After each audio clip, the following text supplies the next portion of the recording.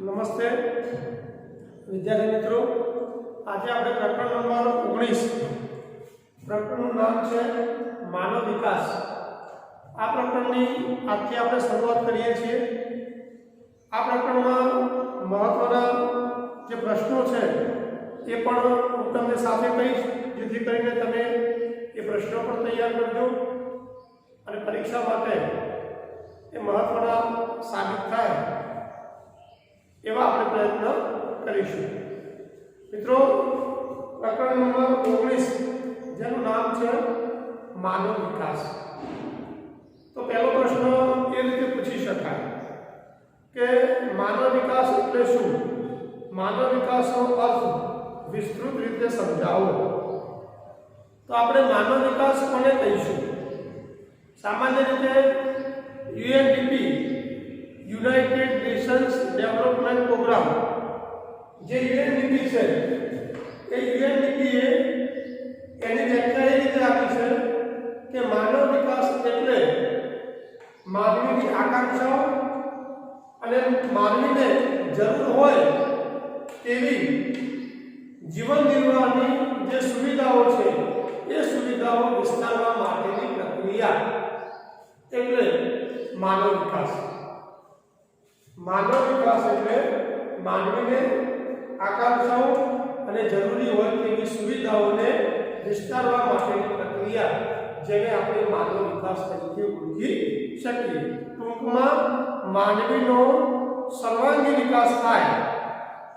ટૂંકમાં માનવીનો સર્વાંગી વિકાસ થાય એવી પ્રક્રિયા, જેને આપણે માનવ વિકાસ તરીકે ઓળખીએ છીએ. માનવ વિકાસનો મુખ્ય હેતુ શું રહેલો છે? માનવીનો વિકાસ કરવો. માનવીના બધા જ જે એકમો છે એ એકમોનો વિકાસ કરવો. તો માનવ વિકાસ એટલે માનવીની અપેક્ષાઓ અને તેને જરૂરી હોય તેવી સુવિધાઓને વિસ્તારવા માટેની પ્રક્રિયા એટલે માનવ વિકાસ. માનવ વિકાસ એટલે માનવીનો સર્વાંગી વિકાસ. માનવ વિકાસ એટલે માનવીનો સર્વતોમુખી વિકાસ, જેને પણ આપણે માનવ વિકાસ તરીકે ઓળખી શકીએ. બીજા અર્થમાં જોઈએ તો માનવ વિકાસ એટલે માનવીને જે વસ્તુમાં રુચિ હોય, જે વસ્તુમાં રસ હોય, જેની આવડત હોય, જેમાં એની બુદ્ધિ ક્ષમતા વધુ હોય, તેને વિસ્તારવા માટેની પ્રક્રિયા, જેને પણ આપણે માનવ વિકાસ તરીકે ઓળખી શકીએ.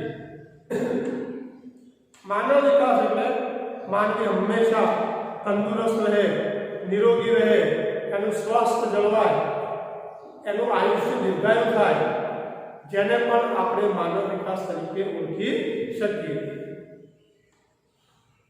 માનવ વિકાસ એટલે માનવી શિક્ષણ મેળવવામાં, માહિતી મેળવવામાં સૌથી આગળ રહે અને એનો શૈક્ષણિક વિકાસ કરે, જેને પણ આપણે માનવ વિકાસ કહી શકીએ. માનવ વિકાસ એટલે માનવી પોતાની આર્થિક ઉપાર્જનની જે પ્રક્રિયા છે, આર્થિક બાબતો છે, માથાદીઠ આવક છે, એમાં સતત એનો વધારો થાય, એને પણ આપણે માનવ વિકાસ કહી શકીએ. માનવ વિકાસ એટલે માનવીનું જીવન ધોરણ ઊંચું આવે તેવી પ્રક્રિયા. માનવી વધુ આવક આવશે, તેનું જીવન ધોરણ કેવું બનશે? ઊંચું જશે. જેટલો માનવીની માથાદીઠ આવક વધારે, એટલો માનવ વિકાસ આંક વધુ. માનવ વિકાસ એટલે માનવીને જે અધિકારો મળેલા છે એ અધિકારોનો સંપૂર્ણપણે ઉપયોગ કરે અને પોતાનો સર્વાંગી વિકાસ કરે, તેને પણ માનવ વિકાસ કહી શકીએ. માનવ વિકાસ એટલે માનવી નવી તકોનું સર્જન કરે, પોતાની શૈક્ષણિક, આર્થિક, સામાજિક જે વિવિધ તકો રહેલી છે, જે તકોનું સર્જન કરે અને પોતે આગળ વધે, એવી પ્રક્રિયા એટલે માનવ વિકાસ. માનવ વિકાસ એટલે માનવી વ્યક્તિગત વિકાસ કરે, પોતાનો પણ વિકાસ કરે, સાથે સાથે સામાજિક પણ વિકાસ કરે, એટલે સમાજમાં પણ સુધારા લાવે, સામાજિક પ્રવૃત્તિઓમાં ભાગ લે, જેને પણ આપણે માનવ વિકાસ તરીકે ઓળખી શકીએ. માનવ વિકાસ એટલે માનવી ગંદકીનો નિકાલ કરે અને સ્વચ્છ સુવિધાવાળું વાતાવરણ ઊભું કરે તેવી પ્રક્રિયા એને પણ આપણે માનવ વિકાસ કહી શકીએ. ટૂંકમાં માનવ વિકાસ એટલે માનવીની બુદ્ધિ, શક્તિ, રુચિ, આવડત, શૈક્ષણિક, આર્થિક, સામાજિક, વ્યક્તિગત બધી જ બાબતોમાં માનવી શું બને? સર્વોપરી બને, જેને આપણે માનવ વિકાસ તરીકે ઓળખી શકીએ. તો માનવ વિકાસ એટલે શું? માનવ વિકાસ વિશે વિસ્તૃત માહિતી આપો એ પ્રકારનો પ્રશ્ન પૂછાય તો તમે પહેલા યુએનડીપીએ આપેલી માનવ વિકાસની વ્યાખ્યા લખી શકો અને માનવ વિકાસ એટલે શું જે મુદ્દાઓને તમે વ્યવસ્થિત રીતે સમજાવી શકો એટલે તમારો 3 ગુણનો પ્રશ્ન સંપૂર્ણપણે પૂરો થઈ જાય. તો પહેલો પ્રશ્ન લખ્યો, માનવ વિકાસ એટલે શું? માનવ વિકાસ વિશે માહિતી આપો અથવા માનવ વિકાસ વિશે વિસ્તૃત ચર્ચા કરો. તો એમાં તમે 5 કે 10 મુદ્દા લખી અને એ પ્રશ્નને પૂરો કરી શકો છો. બીજો આપણો પ્રશ્ન છે માનવ વિકાસ આંક. આ પ્રશ્ન કેવી રીતે પૂછાય છે? તો પૂછાય કે માનવ વિકાસ આંક એટલે શું? તો આપણે એની વ્યાખ્યા આપવી પડે. અને બીજું પૂછાય માનવ વિકાસ આંક માપવા માટેના નિર્દેશકો વિશે માહિતી આપો. હું જે પ્રશ્ન કહું છું એ રીતે જ પરીક્ષામાં અને બોર્ડમાં પ્રશ્નો પૂછાયેલા છે એટલે પ્રશ્નને તમે વ્યવસ્થિત નોટબુકમાં નોંધજો અને પછી એની માહિતી લખજો. ફરીથી પ્રશ્ન, માનવ વિકાસ આંક એટલે શું? માનવ વિકાસ આંક માપવા માટેના નિર્દેશકોની માહિતી આપો. તો મિત્રો, માનવ વિકાસ આંક કોને કહેવાય? તો 1990માં સૌપ્રથમ સંસ્થા જેવી યુએનડીપી, યુનાઇટેડ નેશન્સ ડેવલપમેન્ટ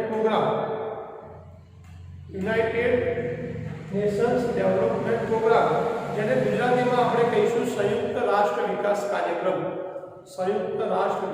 કાર્યક્રમ નામની સંસ્થા દ્વારા 1990માં માનવ વિકાસ આંક માપવા માટેના નિર્દેશકો વિશે માહિતી આપવામાં આવી અને 1990માં સૌપ્રથમ યુએનડીપી દ્વારા માનવ વિકાસ આંક પ્રગટ કરવામાં આવ્યો. તો માનવ વિકાસ આંક એટલે શું એની વ્યાખ્યા લખવી હોય તો આપણે લખી શકીએ કે યુએનડીપી દ્વારા ત્રણેય નિર્દેશકોનો ઉપયોગ કરી નક્કી કરવામાં આવેલા આંકને આપણે માનવ વિકાસ આંક તરીકે ઓળખી શકીએ. યુએનડીપી દ્વારા ત્રણેય નિર્દેશકોનો ઉપયોગ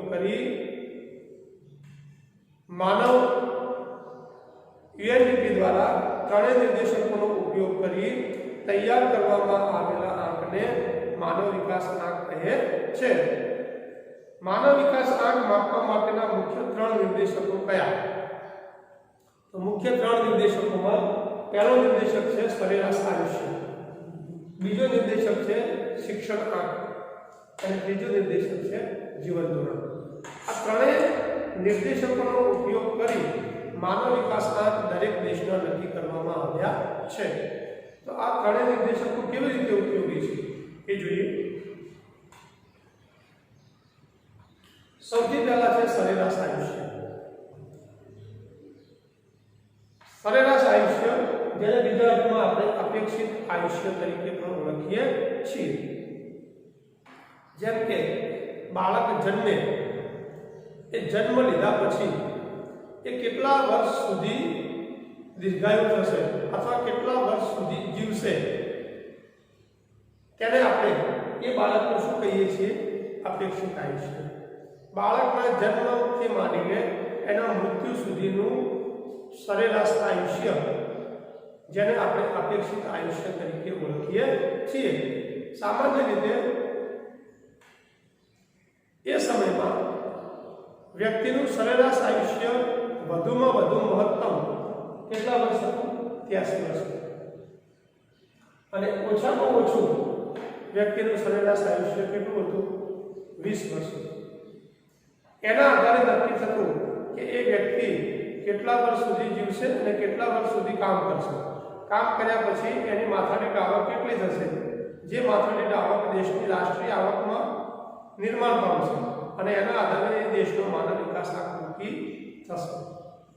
2015માં યુએનડીપી દ્વારા સરેરાશ આયુષ્ય આપણા દેશનું નક્કી કરવામાં આવ્યું તે કેટલા વર્ષનું હતું?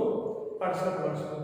એટલે કે નિરોગી વ્યક્તિ સામાન્ય રીતે કોઈ પ્રકારની તકલીફ કે બીમાર ન હોય તો ઓછામાં ઓછા એ 68 વર્ષ સુધી પોતાનું જીવન વ્યતીત કરી શકે છે.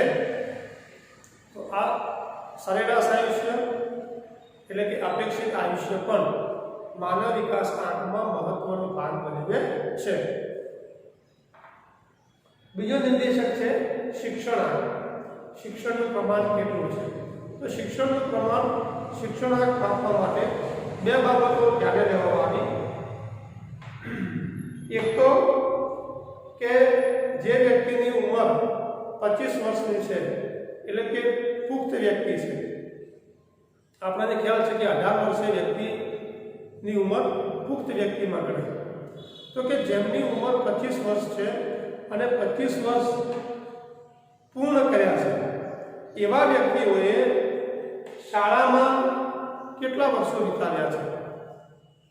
ઉંમર 25 વર્ષની છે, પુખ્ત વ્યક્તિ પણ છે, પણ કેટલા વર્ષ સુધી એ શાળાએ ગયા છે અથવા તો શાળામાં એમણે વિતાવેલા વર્ષો કેટલા, એના આધારે શિક્ષણનો આંક નક્કી થયો. તો મહત્તમ આંક પ્રાપ્ત થયો 13 વર્ષ. એટલે કે મોટાભાગના બાળકો મહત્તમ 13 વર્ષ સુધી શાળાએ ગયા છે. ભલે 25 વર્ષની એમની ઉંમર છે પણ શાળામાં વિતાવેલા વર્ષો એમના મહત્તમ કેટલા છે? 13 વર્ષ.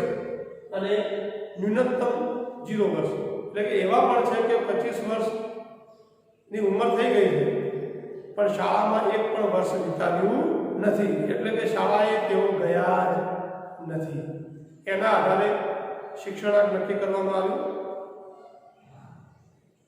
સામાન્ય રીતે 2015માં યુએનડીપી દ્વારા આ પુખ્ત વ્યક્તિઓનો શિક્ષણાંક માપવામાં આવ્યો તો એ કેટલો હતો?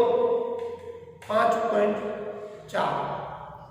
એટલે મોટા ભાગના જે પુખ્ત વયના વ્યક્તિઓ છે એમણે 2015 સુધીમાં 5% જેવા લોકો 5.4% લોકો એવા હતા કે જે 5 વર્ષથી વધુ સમયમાં શાળાએ ગયા છે, બાકીના શાળાએ ગયા નથી.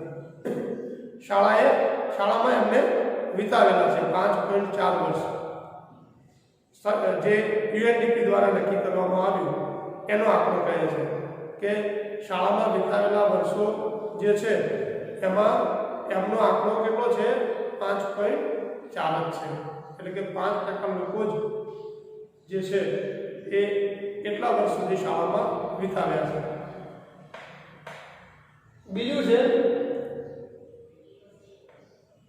જેમની અપેક્ષિત શાળાકીય વર્ષ. બીજી બાબત છે અપેક્ષિત શાળાકીય વર્ષ. એટલે 5 વર્ષનું બાળક છે પણ એ બાળક કેટલા વર્ષ સુધી શાળામાં અભ્યાસ કરે છે? ઉંમર તો એની 5 વર્ષની થઈ ગઈ પણ 25 વર્ષની ઉંમર સુધીમાં તે કેટલા વર્ષ સુધી શાળામાં અભ્યાસ કરે છે? કેટલા વર્ષે શાળા છોડી દે છે? કેટલા વર્ષ સુધી તે ભણે છે ત્યાર પછી શાળામાંથી ભણવાનું છોડી દે છે? એ આંકડો તૈયાર કરવામાં આવે. જેમાં મહત્તમ વર્ષ હતું ઉચ્ચતમ 18 વર્ષ.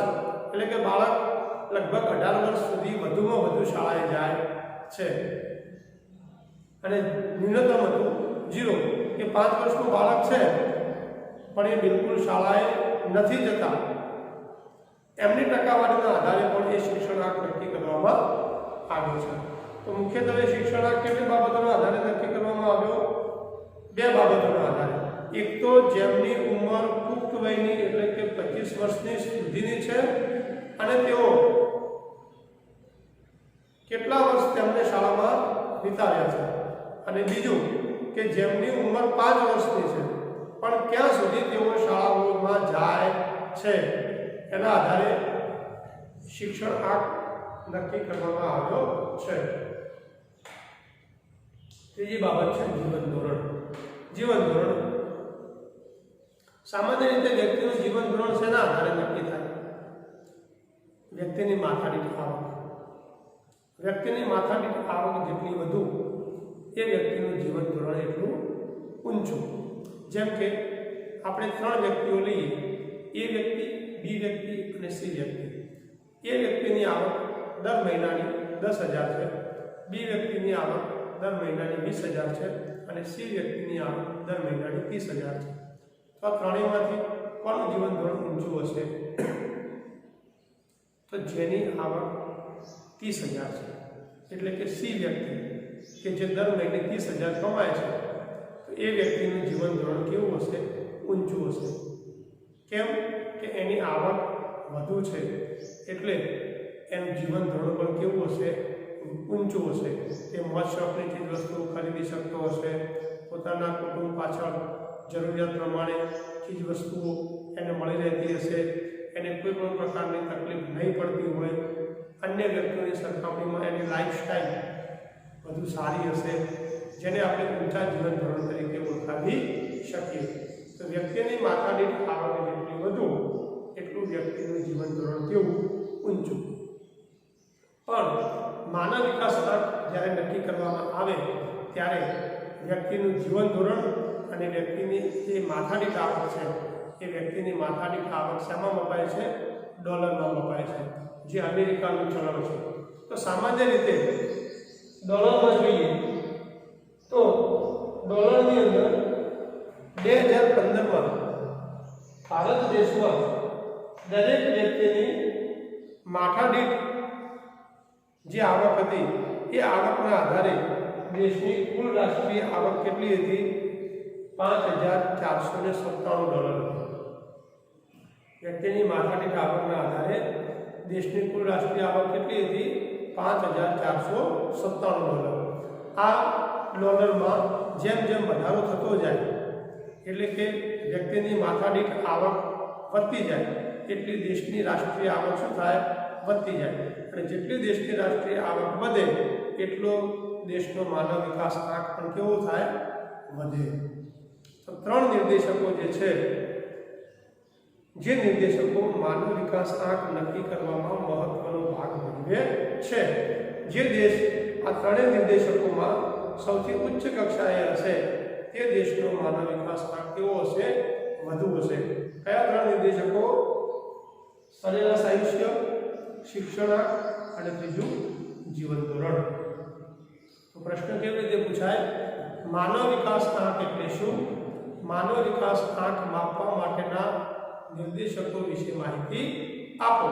તો તમારે UNDP જે માનવ વિકાસ આંકની વ્યાખ્યા આપી છે એ લખવાની, અને જે 3 નિર્દેશકો છે એ ત્રણેય નિર્દેશકો વિશે વિસ્તૃત માહિતી આપવી પડે, એટલે તમારો એ પ્રશ્ન પૂરો થાય. ઓકે. બીજો પ્રશ્ન, ત્રીજો પ્રશ્ન છે માનવ વિકાસ અહેવાલ. માનવ વિકાસ આંક અહેવાલ. આપણે 3 નિર્દેશકો તો જોયા, પણ આ 3 નિર્દેશકોના આધારે દરેક દેશનો માનવ વિકાસ આંક કેટલો છે એ આપણે માનવ વિકાસ આંકના અહેવાલ દ્વારા માપી શકીએ.